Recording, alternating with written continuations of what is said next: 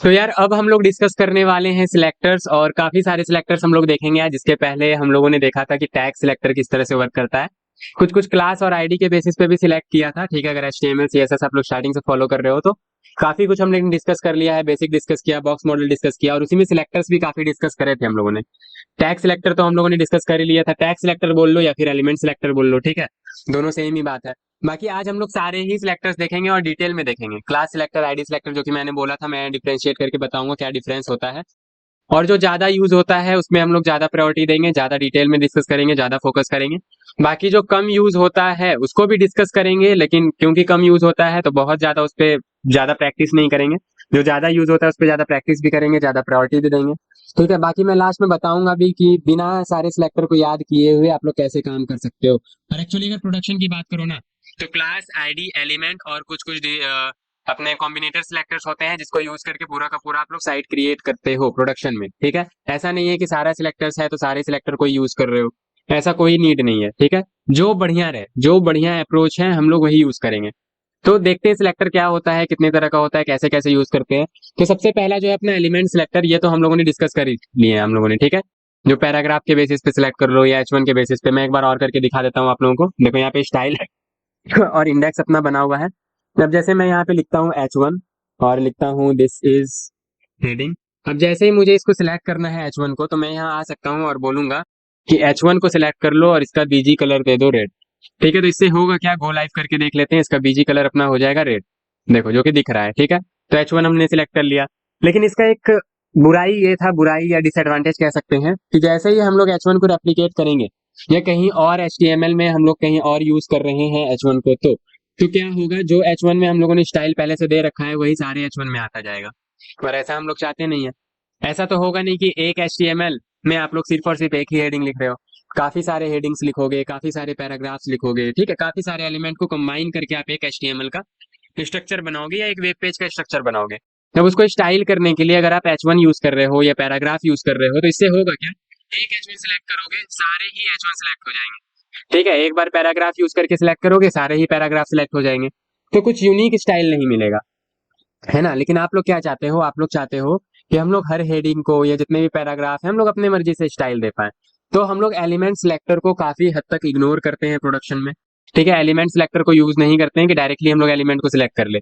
कुछ क्लास देके descendant selector का यूज करके फिर हम लोग एलिमेंट को सिलेक्ट कर सकते हैं, लेकिन डायरेक्टली एलिमेंट को सिलेक्ट करना प्रिफरेबल नहीं होता है प्रोडक्शन में। इतना याद रखना। बाकी किस तरह से सिलेक्ट करते हैं वो भी मैं बताऊंगा। तो ये तो पता चल गया एलिमेंट सिलेक्टर कैसे काम करता है। अब बात करते हैं class selector and ID selector के बारे में, जो कि काफी इंपॉर्टेंट है। तो क्लास सिलेक्टर कैसे वर्क करता है, अब जैसे मान लो कि मुझे यहाँ पे सेकंड वाले हेडिंग को स्पेसिफिक स्टाइल देना है, तो मैं क्या करूंगा, इसमें मैं लिखूंगा क्लास एंड इसको बोलूंगा बॉक्स, और यहाँ आके मैं इसको सिलेक्ट करूंगा। क्लास को सिलेक्ट करने का तरीका होता है डॉट एंड क्लास का नेम। क्या, डॉट एंड क्लास का नेम। आप यहाँ पे डॉट लिखोगे एंड क्लास का नेम, क्लास का नेम क्या था, बॉक्स, तो हमने डॉट बॉक्स लिखा। एंड यहाँ पे आप जो भी इसको CSS दोगे अपना बीजी कलर, मैं इसको ग्रीन देता हूं, तो देखो आप लोग इसका कलर ग्रीन येलो हो चुका होगा। ठीक है, देखो। ठीक है, तो एक स्पेसिफिक क्लास सिलेक्ट हो गया। अब यही आप लोग चाहते हो कि सेम स्टाइल किसी और एलिमेंट पे यूज कर लो। ठीक है, सेम स्टाइल किसी और एलिमेंट पे यूज करना चाहते हो, independent of paragraph, independent of heading. ठीक है, ऐसा नहीं है कि हेडिंग ही होना चाहिए, या ऐसा भी नहीं है पैराग्राफ ही होना चाहिए। जैसे हेडिंग में तो था, हेडिंग सिलेक्ट करे तो सिर्फ सिर्फ और सिर्फ हेडिंग ही सिलेक्ट होकर स्टाइल होंगे, पैराग्राफ नहीं होगा। लेकिन क्लास से क्या होगा, आप अगर सेम क्लास पैराग्राफ को भी दे रहे हो ना, दिस इज पैराग्राफ, और ये क्लास आप लोग यहाँ से उठा के, लेट सपोज आप लोगों ने पैराग्राफ को दे दिया, तो पैराग्राफ के पास भी सेम स्टाइल आ जाएगा। देखो आ गया। अब वो बात अलग है इसका फॉन्ट साइज कम है, अगर फॉन्ट साइज भी आप लोग सेम कर दो यहाँ आके, तो दोनों सेम जैसा ही दिख रहा होगा। देखो फॉन्ट साइज लेट से मैं 20 पिक्सल कर देता हूँ, तो ये देखो फॉन्ट साइज दोनों का इक्वल हो गया। अब ये थोड़ा बोल्ड दिख रहा है, ये बोल्ड नहीं है, वो बात अलग है, हम लोग इसको देखेंगे। Font bold, font lighter, font weight यहाँ से हम लोग कम ज्यादा कर सकते हैं यहाँ पे आके, फॉन्ट वेट। बाकी फॉन्ट जब हम लोग पढ़ेंगे तो फॉन्ट में तो डिटेल में देखना ही है कि फॉन्ट की क्या क्या प्रॉपर्टी है। तो देखो अब दोनों सेम जैसा हो गया है। ठीक है, तो इसका मतलब अब ये क्लास हम लोग जहां जहां भी देंगे वहां वहां ये सेम प्रॉपर्टी फॉलो होगा, अब चाहे वो हेडिंग हो या ना हो। ठीक है, चाहे पैराग्राफ हो या ना हो, जहां जहां भी ये क्लास देंगे वहां वहां ये सारे प्रॉपर्टी अप्लाई होते जाएंगे CSS के। तो एक क्लास करता क्या है, क्लास आप लोग एक क्लास बना लेते हो, उस क्लास को स्टाइल दे देते हो, फिर बाकी आप लोगों को वो स्टाइल जहां जहां भी यूज करना है वो क्लास आप लोग लगा सकते हो। तो इसका मतलब दो से ज्यादा एलिमेंट को या एक से ज्यादा एलिमेंट को आप लोग सेम क्लास दे सकते हो। ठीक है, ध्यान से सुनना, यही डिफरेंस है आईडी और क्लास में। एक से ज्यादा एलिमेंट को आप लोग एक सेम क्लास दे सकते हो। इवन एक एलिमेंट को आप लोग मल्टीपल क्लासेस भी दे सकते हो। जैसे मैंने इस एलिमेंट को बॉक्स क्लास दिया, मैं इस एलिमेंट को बॉक्स के अलावा भी कोई और क्लास दे सकता हूँ। जैसे मैं इसको दे देता हूँ box2। अब मैं चाहता हूँ कि बॉक्स का स्टाइल तो हो ही हो, लेकिन box2 का एक अलग यूनिक सा और कुछ स्टाइल हो। जैसे मैं इसको फॉन्ट वेरिएंट देना चाहता हूँ, या फॉन्ट स्टाइल देना चाहता हूँ इटैलिक। तो इससे क्या होगा, देखो बॉक्स का स्टाइल तो दोनों के पास है ही है, लेकिन एक एक्स्ट्रा स्टाइल भी ऐड हो गया, वो है इटैलिक। ठीक है, यहाँ पे देखो बॉक्स तो दोनों के पास था, तो बॉक्स का स्टाइल तो दोनों में ही लगा, लेकिन कुछ एक्स्ट्रा स्टाइल भी देना चाहते हो आप, तो एक और क्लास ऐड कर दो और उस क्लास को और कुछ स्टाइल दे दो, तो वो क्लास भी साथ में ऐड हो जाएगा। लेकिन सिर्फ इसी में ऐड हुआ क्योंकि इसी में हम लोगों ने बॉक्स तो दिया था। तो ये फायदा होता है क्लास को यूज करने का, और प्रोडक्शन बेसिस पे हम लोग मैक्सिमम टाइम्स ज्यादातर क्लास ही यूज कर रहे होते हैं। ठीक है, क्लास से ही हम लोग पूरा का पूरा स्ट्रक्चर क्रिएट कर रहे होते हैं, सिलेक्ट कर रहे होते हैं। तो क्लास काफी इंपॉर्टेंट हो जाता है। फिर आईडी क्या करता है, तो आईडी को भी सेम इसी तरह से यूज में लेते हैं, बस थोड़ा सा डिफरेंस है। जैसे मैं यहाँ पे लिखूं आईडी, और मैं यहाँ पे लिखूं हेडिंग 3। ठीक है, और यहाँ आके मैं बोलूं इसकी सिलेक्ट करना है आप लोगों को हेडिंग, तो हेडिंग सिलेक्ट करने का तरीका होता है हैशटैग से हम लोग सिलेक्ट करते हैं, हैशटैग एंड आईडी का नेम। ठीक है, तो यहाँ पे मैं लिखूंगा हैशटैग एंड आईडी का नाम क्या है, हेडिंग 3। तो इस तरह से लिख सकते हैं। बाकी अगर मैं इसका बीजी कलर दूं ब्राउन, तो इसका बीजी कलर क्या हो जाएगा, ब्राउन। देखो ये हो गया। अब मैं मानता हूँ थोड़ा कंफ्यूजन हो रहा होगा यहाँ पे, क्योंकि काफी सारा कलर हो गया है। कुछ ऐसा कलर देते हैं कि पता चले, येलो दे देते हैं। तो ये देखो येलो यहाँ पे दिख रहा होगा आपको कि इसका येलो कलर हो गया है। तो क्लास और आईडी का डिफरेंस क्या है, क्लास भी वही काम कर रहा है, सेम सिलेक्ट करके हम लोग यूज कर सकते हैं। अब अगर ये सेम आईडी का मल्टीपल क्लास मल्टीपल यहाँ पे एलिमेंट को दे दे तो सेम ही काम करेगा। ठीक है, मैं आपको दे के दिखाता हूँ। तो ये देखो सारे ही ये हो गए। तो इसमें अंतर ये है कि जो अभी मैंने यहाँ पे किया, सेम आईडी मैंने मल्टीपल एलिमेंट को दे दिया, ये आप लोग नहीं दे सकते हो। ठीक है, आईडी मतलब क्या होता है, आईडी मतलब कुछ यूनिक आइडेंटिफायर। ठीक है, क्लास में आपका या कॉलेज में आपका कुछ आईडी होगा, तो आईडी मतलब क्या होता है, यूनिक आइडेंटिफायर, कि उस आईडी से सिर्फ और सिर्फ आप ही बिलोंग करते हो, उस आईडी में सिर्फ और सिर्फ आप ही को आइडेंटिफाई किया जा सकता है, उस आईडी से किसी और को आइडेंटिफाई नहीं किया जा सकता है ना। तो आईडी हम लोग किसी एक एलिमेंट के यूज कर रहे होंगे, सेम आईडी हम लोग मल्टीपल एलिमेंट को नहीं दे सकते हैं। यहाँ पे अगर सेम आईडी आप मल्टीपल एलिमेंट को अगर देते हो तो काम करेगा।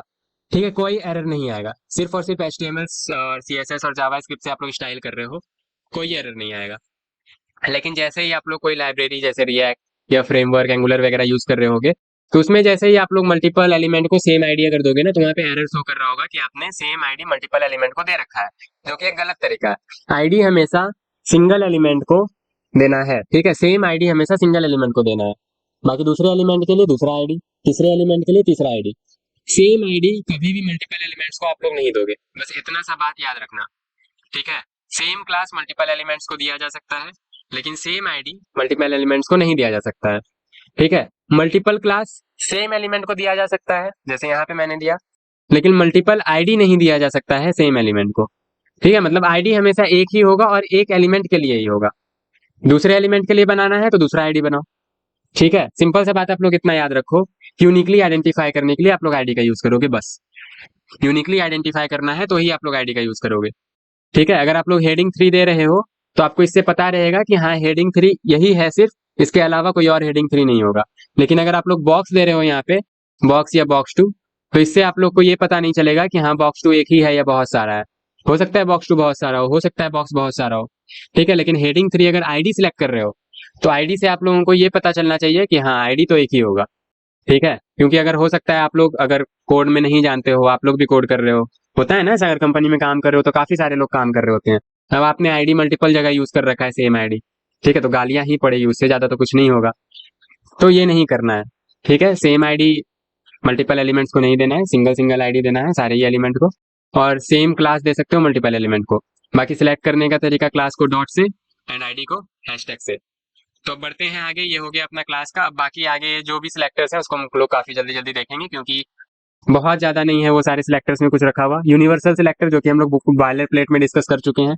ठीक है, फर्स्ट लेक्चर में ही हम लोग बॉयलर प्लेट में डिस्कस कर चुके हैं यूनिवर्सल सिलेक्टर क्या होता है।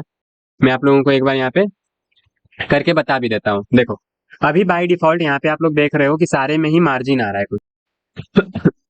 देखो दिख रहा है क्या, ये लास्ट में ये मार्जिन दिख रहा होगा यहाँ पे, सारे में ही आ रहा है। अब मार्जिन क्या होता है, पैडिंग क्या होता है, डिस्कस कर चुके हैं हम लोग, ठीक है, वो नहीं आ रहा है तो मास्टरिंग सीएसएस जो बेसिक लेक्चर है उसको आप लोग जाके देख सकते हो। तो यहाँ पे देखो साइड में जो ये दे रखा है मार्जिन सारे ही एलिमेंट में है। तो क्या हम लोग चाहते हैं सारे एलिमेंट में मार्जिन हो बाय डिफॉल्ट, हम लोग चाहेंगे कि सारे एलिमेंट में बाय डिफॉल्ट कोई मार्जिन ना हो। तो हम लोग उसके लिए बॉयलर प्लेट में भी हम लोगों ने देखा था कि बाय डिफॉल्ट हम लोग कुछ ऐसा प्रॉपर्टी चूज करते हैं, यूनिवर्सल सिलेक्टर लेते हैं और मार्जिन को कर देते हैं 0। यूनिवर्सल सिलेक्टर करता क्या है, सारे ही एलिमेंट को सिलेक्ट कर लेता है, ठीक है, इसको फर्क नहीं पड़ता है कौन H1 है, कौन पैराग्राफ है, ये कौन इमेज है, H1 हो, पैराग्राफ हो, इमेज हो, इवन HTML टैग और साथ ही साथ बॉडी टैग, वो दोनों भी सिलेक्ट कर लेता है। यहाँ पे देखो HTML है एंड साथ ही बॉडी है, H1 तो है ही, पैराग्राफ तो है ही, लेकिन साथ ही साथ ये बॉडी और हेडिंग को भी सिलेक्ट कर लेता है, बॉडी को, HTML को, ठीक है, सारे को ही सिलेक्ट कर लेता है। तो अभी क्योंकि हम लोगों ने यहाँ पे यूनिवर्सल सिलेक्टर यहाँ पे यूज किया है, तो इसको ये क्या कर देगा, मार्जिन 0 दे देगा। देखो सबका मार्जिन क्या हो गया, 0, कोई मार्जिन नहीं आ रहा है, सब आपस में चिपक चुके हैं। तो बाय डिफॉल्ट अगर आप लोगों को कुछ प्रॉपर्टी देना है सारे को तो आप लोग दे सकते हो। अब एक रिकमेंडेशन है यहाँ पे कि आप लोग अगर यूनिवर्सल सिलेक्टर यूज कर रहे हो तो सबसे टॉप में करना। तो जो भी आप लोग यूनिवर्सल सिलेक्टर यूज कर रहे हो उसको हमेशा टॉप में लिखना है ताकि ओवरराइड से आप लोग बच सको, बस इतना याद रखना है। बाकी फिर बढ़ते हैं अपने नेक्स्ट सिलेक्टर पे जो कि है अपना ग्रुप सिलेक्टर, एंड फिर चलते हैं कॉम्बिनेटर सिलेक्टर पे। तो अभी तक हम लोगों ने जितना सिलेक्टर डिस्कस किया वो सिंपल सिलेक्टर का टाइप आप लोग कह सकते हो, ठीक है, सेपरेट किए हुए सिंपल सिलेक्टर, कॉम्बिनेटर सिलेक्टर। तो ये सारे ही जो सिलेक्टर अभी हम लोगों ने डिस्कस किए सिंपल सिलेक्टर्स थे। ग्रुप सिलेक्टर क्या करता है, जैसे आप लोगों को अगर H1 को सिलेक्ट करना है एंड साथ ही आप लोगों को पैराग्राफ को सिलेक्ट करना है या साथ ही कुछ और भी सिलेक्ट करना है तो आप लोग कॉमा लगा लगा के सबको एक साथ सिलेक्ट कर सकते हो, ठीक है। तो कॉमा लगा लगा के सारे को एक साथ सिलेक्ट कर सकते हो और यहाँ पे उसको कुछ कलर दे सकते हो।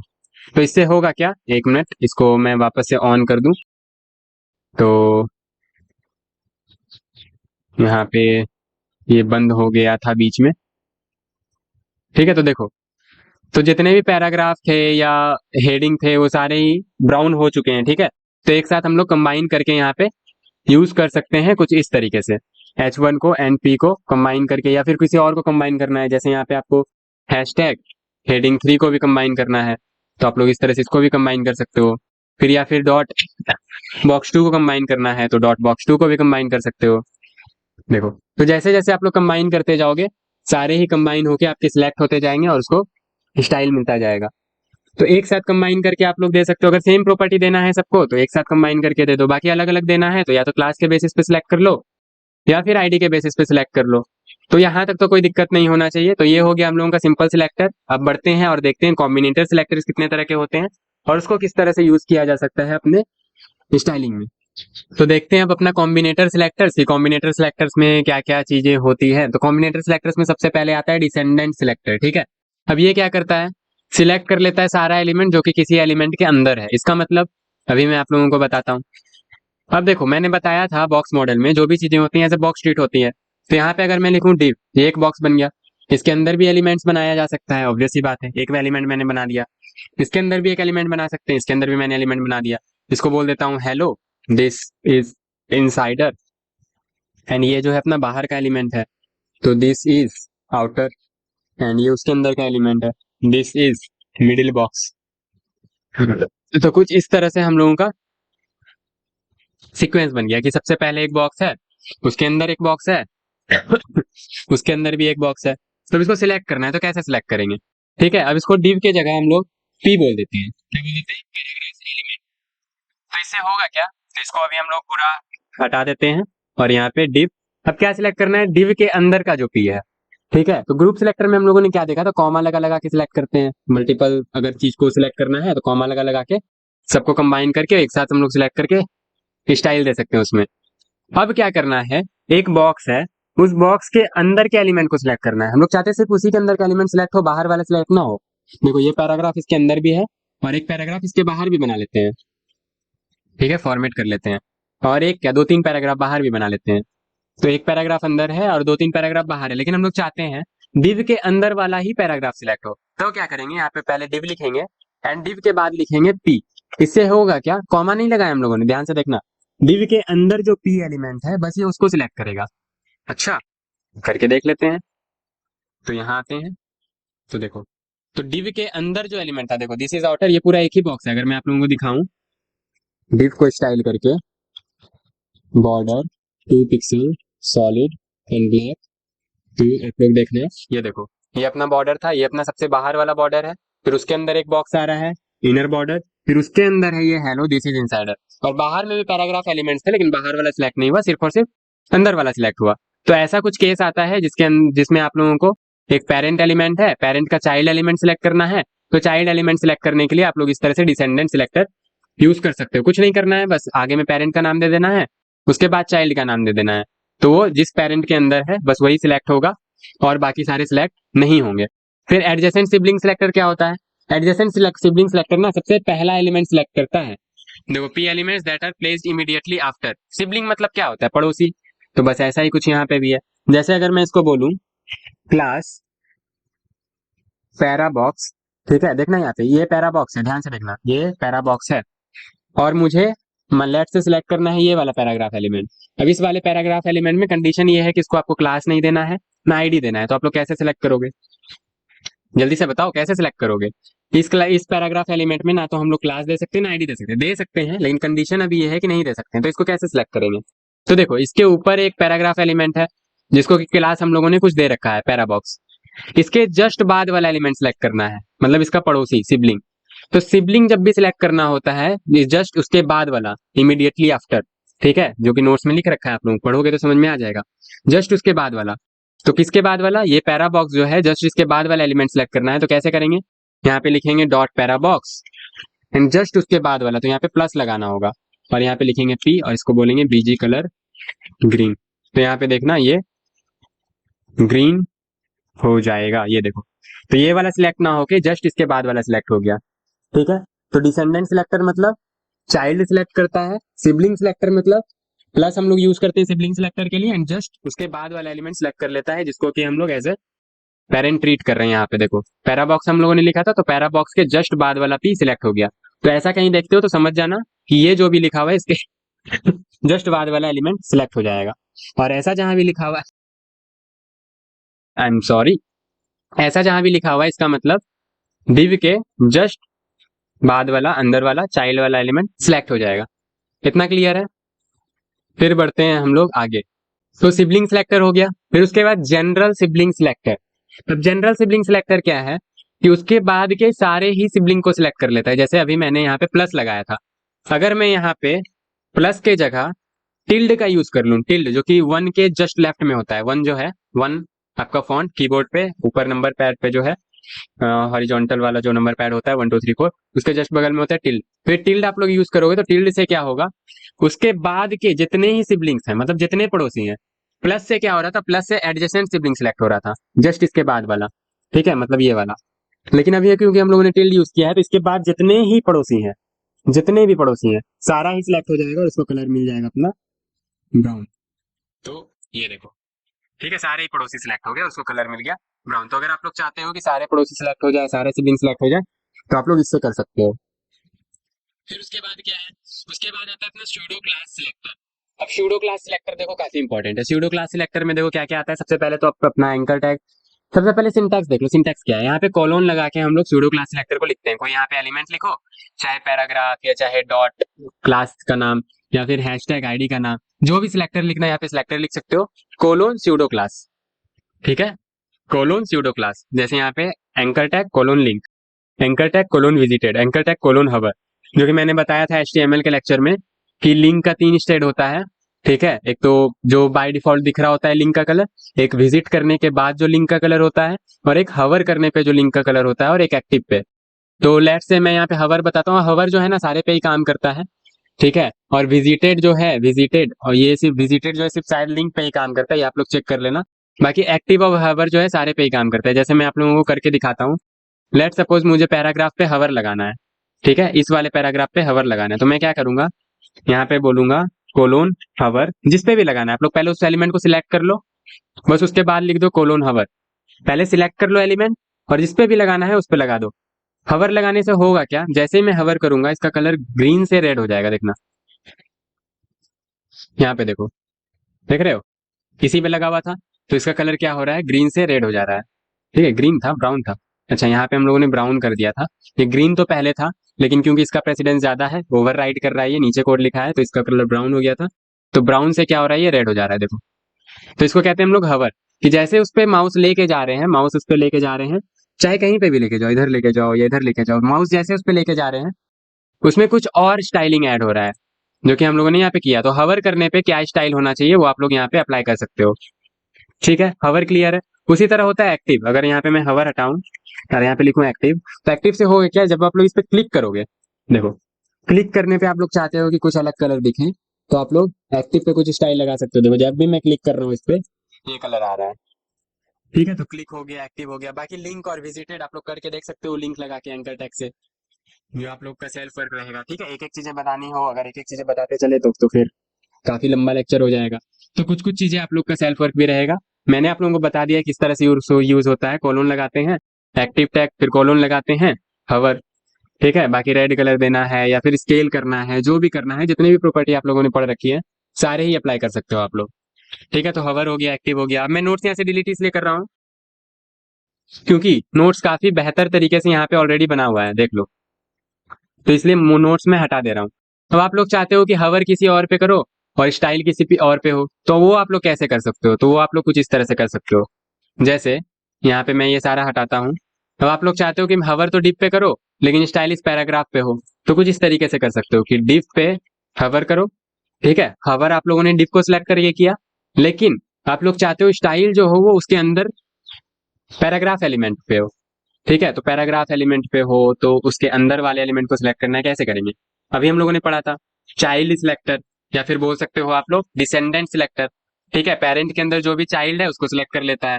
तो कौन से चाइल्ड को सिलेक्ट करना है, पैराग्राफ एलिमेंट को। तो इसको हम लोग दे देते हैं बीजी कलर, लेट से ग्रीन। तो यहाँ पे देखो क्या होगा, जब भी हम लोग इस पे आएंगे, देखो पेरेंट पे हवर कर रहे हैं और सिलेक्ट क्या हो रहा है, चाइल्ड। ठीक है, मतलब स्टाइल किस पे अप्लाई हो रहा है, चाइल्ड पे। हवर पेरेंट पे कर रहे हैं, अप्लाई चाइल्ड पे हो रहा है। जैसे भी आप लोग पेरेंट पे जाओगे, चाहे किधर से भी जाओ, तो अप्लाई किस पे होगा, चाइल्ड पे। तो ऐसा नहीं है सिर्फ चाइल्ड के साथ भी कर सकते हो, एडजेसेंट सिबलिंग सिलेक्टर भी यूज कर सकते हो, सिबलिंग सिलेक्टर भी यूज कर सकते हो। ठीक है, तो आप लोग जब भी ऐसा चाहते हो कि हवर किसी और पे करो और अप्लाई किसी और पे हो, तो आप लोग ये कर सकते हो कि हवर आप लोग यहाँ पे लगा लिया सिलेक्टर यूज करके, और अप्लाई जिस पे करना है उसको बाद में लिख दो, तो अप्लाई उस पे हो जाएगा। यही आप लोग चाहते हो पैराग्राफ पे हवर करने पे अप्लाई हो, तो पैराग्राफ कोलोन हवर और करली ब्रेसेस देके बीजी कलर ग्रीन। तो अब क्या होगा, अब सिर्फ और सिर्फ पैराग्राफ पे जब आप हवर करोगे तभी वो ग्रीन होगा, अदरवाइज वो ग्रीन नहीं होगा, आप लोग अगर पेरेंट पे सिलेक्ट कर रहे हो तो। और अगर आप लोग चाहते हो कि पेरेंट पे सिलेक्ट करके करे, तो पेरेंट पे हवर लगा दो और स्टाइल पैराग्राफ को दे दो, बीजी कलर ग्रीन। तो वो कुछ इस तरीके से काम करेगा, जैसे ही पेरेंट पे लाओगे चाइल्ड सिलेक्ट हो जाएगा। तो इतना क्लियर है क्या। फिर आगे बढ़ते हैं हम लोग, तो इसको बोलते हैं टूल टिप हवर, बस नाम दे रखा है, बाकी आप लोग ना लॉजिक लगाते जाओ, बस लॉजिक लगा लगा के खुद से आप लोग काफी चीजें क्रिएट कर सकते हो। ऐसा नहीं है जो इसने नाम दे रखा है नाम याद कर लेना है, बिल्कुल नहीं। अभी आप लोग देख रहे हो कि सिलेक्टर का यूज क्या आ रहा है, तो इन्हीं केसेस में यूज आता है। बाकी अगर आप लोगों को कुछ यूनिक नहीं क्रिएट करना है, तो आप लोग क्लास और आईडी के बेसिस पे सारे सिलेक्ट कर सकते हो, क्लास आईडी और एलिमेंट, इसके बेसिस के पूरा का पूरा आप लोग स्ट्रक्चर क्रिएट कर सकते हो। कोई नीड नहीं है इतने सारे सिलेक्टर्स को रट्टा मारने की। ठीक है, बस एक बार अगर आप लोगों को पढ़ा हुआ है, आइडिया है, तो बस आप लोग कभी भी इसको यूज में ले सकते हो। बस आइडिया रहना चाहिए, हाँ ऐसा भी कुछ होता है। जैसे ही आप लोग चैट जीपीटी पे जाओगे या कोई भी एआई टूल्स यूज कर रहे हो, जो कि हम लोग प्रोजेक्ट में करेंगे, तो हो सकता है हम लोग भूल जाए, इवन भूलेंगे ही, मुझे तो इतना याद नहीं रहता है। तो हम लोग जाके देख लेंगे, या तो गूगल पे देख लेंगे, या तो चैट जीपीटी पे, या जेमिनी पे। ठीक है, जितने भी एआई टूल्स है किसी पे भी आप लोग सर्च करके देख सकते हो, सारे पे ही आप लोगों को मिल जाएगा। बस आइडिया रहना चाहिए कि हाँ ऐसा कुछ होता है, ये काम करता है। अब फर्स्ट चाइल्ड और लास्ट चाइल्ड क्या है, देखो फर्स्ट चाइल्ड और लास्ट चाइल्ड चाहो तो यूज कर सकते हो। एक्चुअली अभी तक तो मुझे यूज नहीं पड़ा है। ठीक है, हाँ एनिमेशन वगैरह क्रिएट करना है तो फिर यूज पड़ सकता है। काफी कॉम्प्लेक्स एनिमेशन क्रिएट करना है जिसमें काफी सारे चाइल्ड हैं और नंबरिंग के बेसिस पे चाइल्ड को सिलेक्ट करना है, तो इसका यूज पड़ सकता है। ठीक है, जैसे यहाँ पे हम लोगों ने पैराग्राफ लिया, दिस इज पैराग्राफ। अब देखो यहाँ पे काफी सारे पैराग्राफ ले लेते हैं हम लोग। ठीक है, अब मुझे सबसे पहला वाला पैराग्राफ सिलेक्ट करना है, तो मैं यहाँ पे बोलूंगा पी कोलोन फर्स्ट चाइल्ड। देखो यहाँ पे आ गया फर्स्ट चाइल्ड, इसको सिलेक्ट करके मैं दे दूंगा बीजी कलर रेड। तो देखो इससे क्या होगा, इससे यहाँ पे फर्स्ट चाइल्ड सिलेक्ट हो गया। अब मुझे लास्ट चाइल्ड सिलेक्ट करना है, तो मैं यहाँ पे बोलूंगा लास्ट चाइल्ड। तो देखो यहाँ पे लास्ट चाइल्ड सिलेक्ट हो जाना चाहिए। एक मिनट, लास्ट चाइल्ड ऐसे ही होता है ना, last child and BG colour red. तो वैसे तो लास्ट चाइल्ड सेलेक्ट होना चाहिए था, बस लास्ट चाइल्ड सेलेक्ट नहीं हुआ। ऐसा क्यों? क्योंकि हो सकता है लास्ट चाइल्ड में कुछ और हो। क्योंकि एक्चुअली देखो ये वही सिलेक्ट करता है ना, जैसे अगर फर्स्ट चाइल्ड की बात करें तो पी कोलोन फर्स्ट चाइल्ड अगर मैं लिखूं और मैं दूं बीजी कलर रेड, तो देखो फर्स्ट चाइल्ड सिलेक्ट कर रहा है। लेकिन अगर फर्स्ट चाइल्ड के प्लेस पे कुछ और आ गया, जैसे डिव आ गया, तो ऐसा नहीं है कि पहला वाला पैराग्राफ को सिलेक्ट कर लेगा, कुछ किसी को सिलेक्ट नहीं करेगा। क्योंकि फर्स्ट चाइल्ड देख रहा है कि फर्स्ट चाइल्ड पे क्या पैराग्राफ है, तो फर्स्ट चाइल्ड पे तो पैराग्राफ नहीं है, फर्स्ट चाइल्ड पे तो डिव है, तो ये किसी को सिलेक्ट नहीं करेगा। लेकिन यही अगर फर्स्ट प्लेस पे पैराग्राफ होता तब ये सिलेक्ट कर लेता। अब लास्ट वाले एलिमेंट को क्यों सिलेक्ट नहीं कर रहा है, ये तो मुझे भी देखना पड़ेगा। लास्ट वाले को भी सिलेक्ट करना चाहिए कायदे से। Last child BG colour let's say green, तो लास्ट चाइल्ड को सिलेक्ट नहीं कर रहा है। तो अच्छा यहाँ पे डिव करके देखे देखे क्या, डिव के अंदर सबको रैप कर देते हैं एंड फिर यहाँ पे आते हैं और बोलते हैं कि डिव के अंदर जो लास्ट चाइल्ड है उसको सिलेक्ट कर लो। हाँ, तो ये तो सिलेक्ट कर रहा है।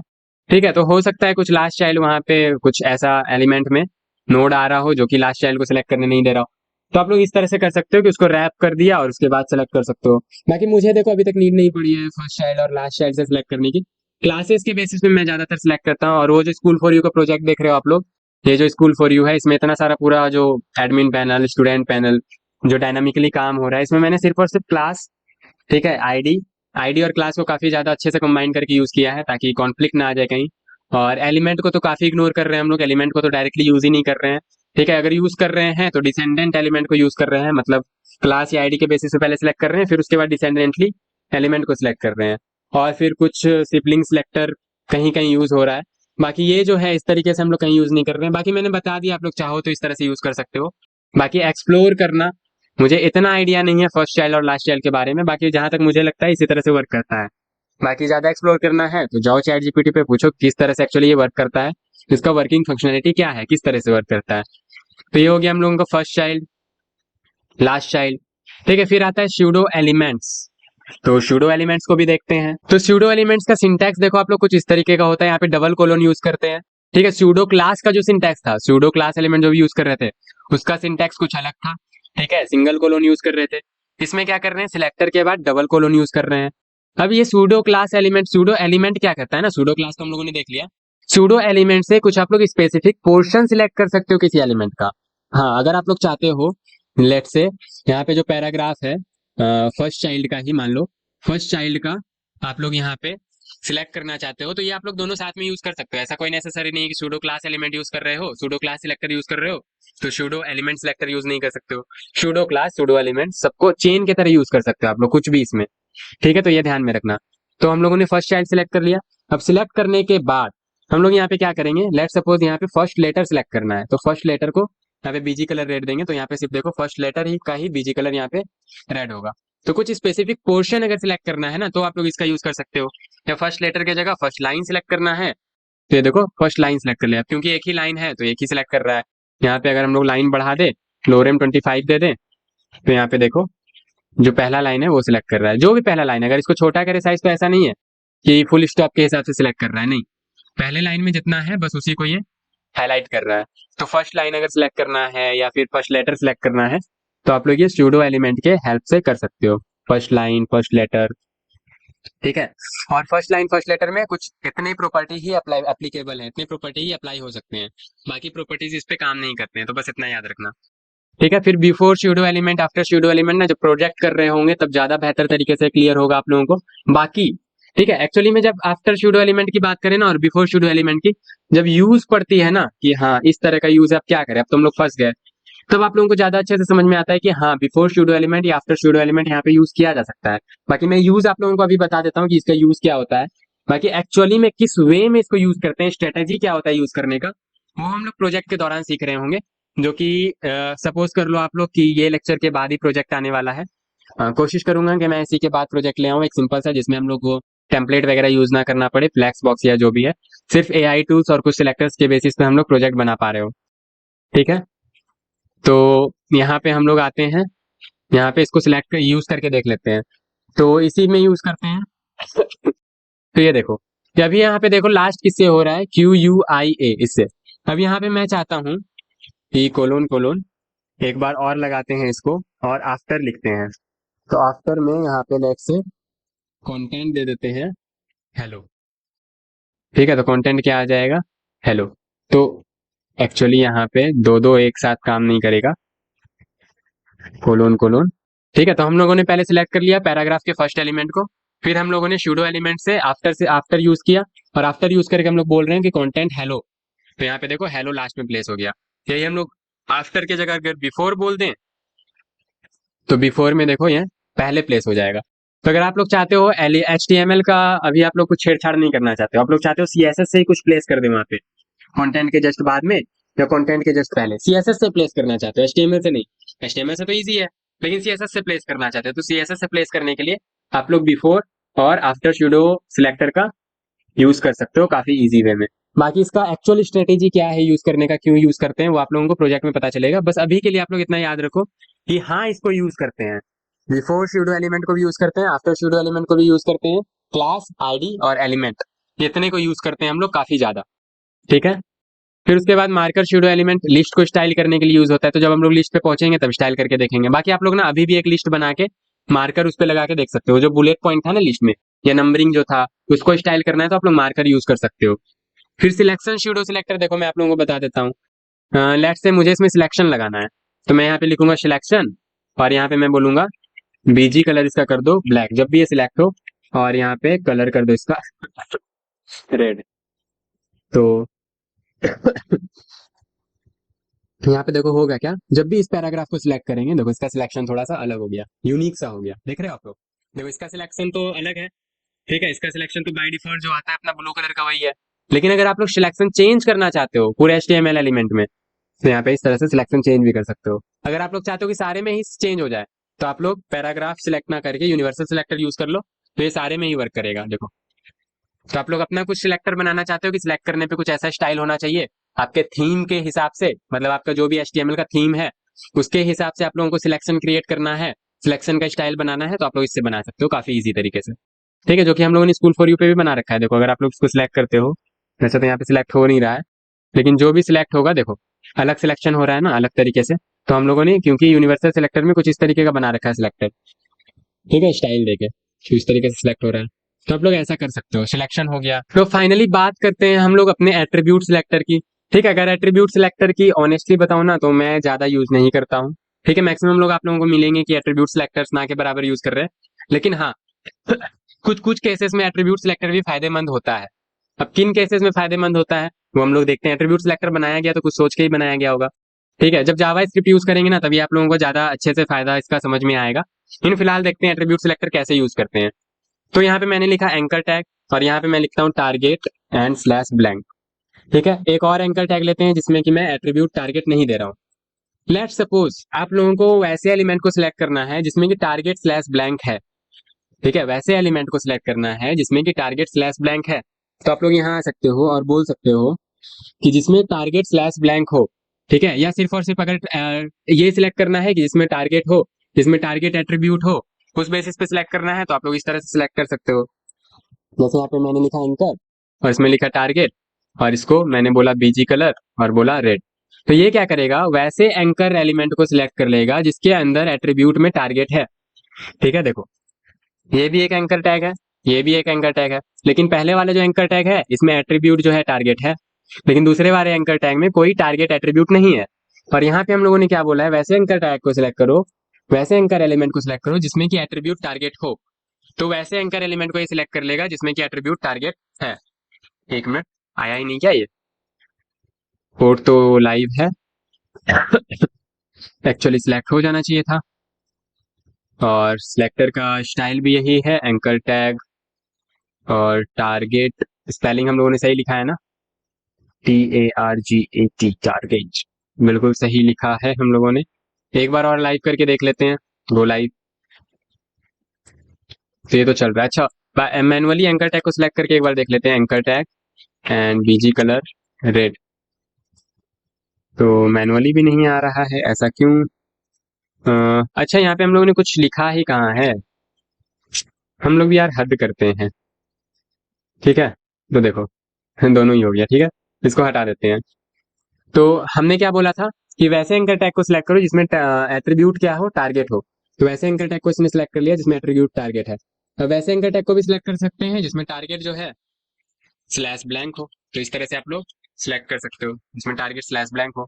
अगर मैं इसमें भी टारगेट डाल दूं, लेकिन मैं टारगेट में कुछ और डालूं, देखो स्लैश पेरेंट डाल दूं, तो ये सिलेक्ट नहीं होगा, सिर्फ और सिर्फ स्लैश ब्लैंक वाला सिलेक्ट होगा, देखो। ठीक है, इतनी बातें क्लियर है। तो इस तरह से कुछ आप लोग एट्रीब्यूट सिलेक्टर यूज कर सकते हो।